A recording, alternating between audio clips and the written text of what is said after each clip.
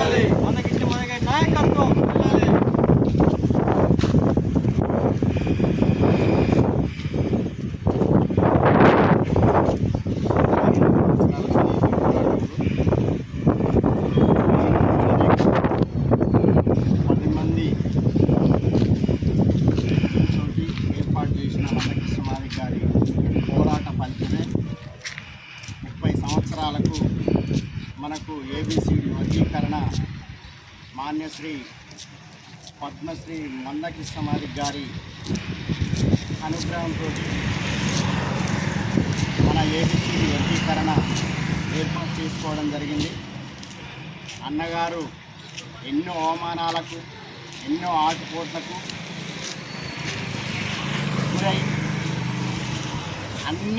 ఎన్ని సమస్యలు మీద పడ్డా ఎంతోమంది వర్గాలు ఏర్పాటు చేసిన ఆ వర్గాలకు పోరాట ఫలితమే ఈరోజు 32వ ఆవిర్భావ దినోత్సవం, జన్మదిన వేడుకలు కూడా ఈరోజు అన్నగారి ఏర్పాటు చేసుకుంటూ జెండా ఆవిష్కరణ చేసుకుంటున్నాం. కాబట్టి నేను తుంగతుర్తి నియోజకవర్గ ఇన్ఛార్జిని, మన అరవపల్లి మండలానికి ఇన్ఛార్జిగా రావడం జరిగింది.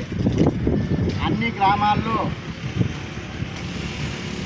నిర్మాణం ఏర్పాటు చేసుకొని ఈరోజు మండలాధ్యక్షునిగా ఏర్పాటు చేసుకుందామనే ఏర్పాట్లో ఉన్నాం. ఈరోజు అయినా మన మిత్రులు అందరు కలిసి ఈరోజు మాట్లాడుకొని దాన్ని అన్ని గ్రామాల నుంచి వచ్చిండ్రా లేదా ఒకసారి మాట్లాడి దాన్ని కూడా మాట్లాడడానికి ఈరోజు ప్రయత్నం చేయడానికి మనం అందరం రా.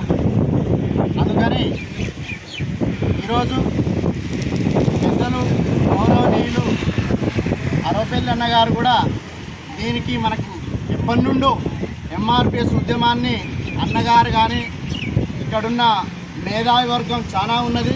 ఈరోజు సరే మనల్ని పిలవలేదు, వారు కూడా మనకు సహాయ సహకారాలు ఎప్పటి నుండో చేస్తూ ఉన్నారు. వారి ఫలితమే ఈరోజుకు 32 సంవత్సరాల సుదీర్ఘ పోరాటంలో గెలుపొంది మనం ఏబిసిడి వర్గీకరణ ఏర్పాటు చేసుకోవడం జరిగింది. జై మాదిగ, జై మందకృష్ణ మాదిగ గారి నాయకత్వం, జై మందకృష్ణ మాదిగ గారి నాయకత్వం, జై మాదిగ.